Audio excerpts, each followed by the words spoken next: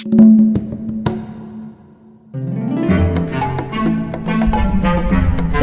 to this channel.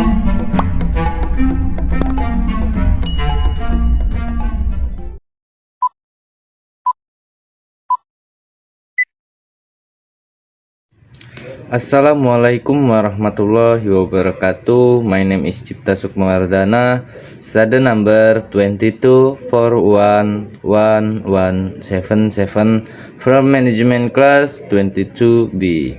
In this video, I will explain the material from the economic statistic course and just get straight into the discussions. Slide number 1, statistika ukuran penyebaran data kelompok. Ukuran penyebaran data kelompok dapat memberikan gambaran yang lebih lengkap daripada ukuran pemusatan data saja. Temukan bagaimana ukuran penyebaran dapat membantu dalam memahami dan menganalisa data kelompok. Selanjutnya, slide nomor 2, rentang data kelompok. Definisi rentang data yaitu rentang data kelompok adalah selisih antara nilai terbesar dan nilai terkecil dalam data. Seperti contoh gambar di atas ya. Nah, yang kedua, interpretasi rentang data. Interpretasi tentang rentang data yaitu rentang data dapat memberikan informasi tentang seberapa jauh sebaran data, namun tidak memberikan detail tentang cara data tersebar. Maksudnya dalam hal ini tidak diberitahukan secara menyeluruh tentang bagaimana cara data tersebut bisa tersebar gitu ya. Nah, selanjutnya penggunaan rentang data.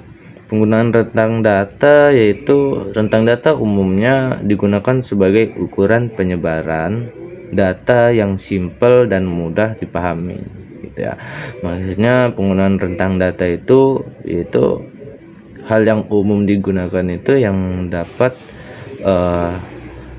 dipahami semua orang gitu ya, yang tersampaikan gitu. Slide selanjutnya, varian data kelompok. Varian data kelompok terdapat 3 poinnya. Poin pertama itu definisi varian data. Varian data kelompok adalah rata-rata kuadrat deviasi setiap nilai dari mean data. Nah, poin yang kedua, dampak outlier pada varian data. Outlier akan berpengaruh besar pada varian data karena mengakibatkan deviasi menjadi lebih tinggi gitu ya. Nah, poin yang ketiga yaitu penggunaan varian data. Penggunaan varian data yaitu varian data menunjukkan sebaran data secara lebih akurat dan lebih baik daripada rentang data, namun sulit dipahami. Nah, jadi seperti hal yang disampaikan pada slide sebelumnya tadi, yaitu penggunaan varian data ini lebih memberikan atau menunjukkan sebaran data itu menjadi lebih akurat gitu, namun lebih sulit dipahami. Nah, slide selanjutnya, slide keempat, standar deviasi data kelompok. Nah, standar deviasi data kelompok terdapat 3 poin juga, yaitu yang pertama, definisi standar deviasi data. Nah, standar deviasi data kelompok adalah akar kuadrat dari rata-rata kuadrat deviasi setiap nilai dari mean data.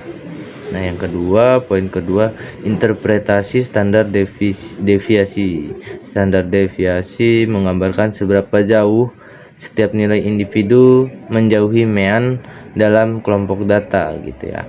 Nah, poin yang ketiga yaitu kelebihan dan kekurangan. Kelebihan dan kekurangan dari standar deviasi memberikan gambaran yang lebih lengkap tentang sebaran data, namun sulit dipahami dan dilengkapi dengan asumsi asimetri data gitu ya. Slide selanjutnya nomor 5 yaitu kuartil data kelompok. Nah, di sini terdapat gambar-gambar ya. Dari yang pertama yaitu definisi kuartil data. Nah, definisi kuartil data yaitu kuartil data kelompok adalah titik data yang membagi data menjadi 4 bagian yang sama jumlahnya atau 25% ya. Nah, selanjutnya interpretasi kuartil data. Nah, interpretasi kuartil data yaitu kuartil data yang digunakan untuk mengidentifikasi nilai tengah dan tinggi serta rendah data gitu ya. Yang ketiga itu penggunaan kuartil data. Penggunaan kuartil data yaitu serupa dengan median. Kuartil data digunakan untuk memeriksa data anomalius dan sebaran data dalam kelompok. Slide selanjutnya yaitu nomor 6 interquartile range. Nah, interquartile range terdapat 3 poin. Yang pertama, poin pertama definisi interquartile range. Interquartile range adalah selisih antara kuartil atas dan kuartil bawah. Nah, poin yang kedua interpretasi interquartile range. Interquartile range adalah selisih tempat 50%-nya dari data terletak di kelompok data, yakni di antara kuartil 1 dan kuartil 3. Nah, poin nomor 3 yaitu penggunaan interquartile range. Penggunaan interquartile range yaitu interquartile range umumnya digunakan untuk memberikan gambaran tentang seberapa jauh sebaran data dalam kelompok data. Slide yang terakhir nomor 7 yaitu kesimpulan dan penekanan kembali. Jadi ukuran penyebaran penting. Jadi ukuran penyebaran penting yaitu ukuran penyebaran data kelompok sangat penting dalam statistika untuk memberikan informasi tentang sebaran data lebih dari sekedar ukuran pemusatannya saja gitu ya. Jadi dalam statistika ukuran penyebaran itu sangat penting gitu ya. Tidak hanya sekedar ukuran pemusatannya saja. Nah, selanjutnya yaitu beragam pilihan ukuran. Jadi terdapat beragam pilihan ukuran penyebaran data kelompok yang setiap satu memiliki kelebihan dan kekurangan bagi jenis data tertentu. Nah, yang terakhir yaitu pahami tujuan analisis. Jadi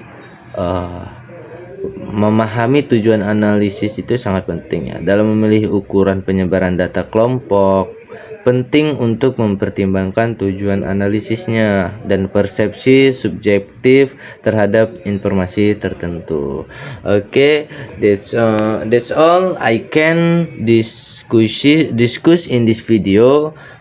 Thank you, see you later.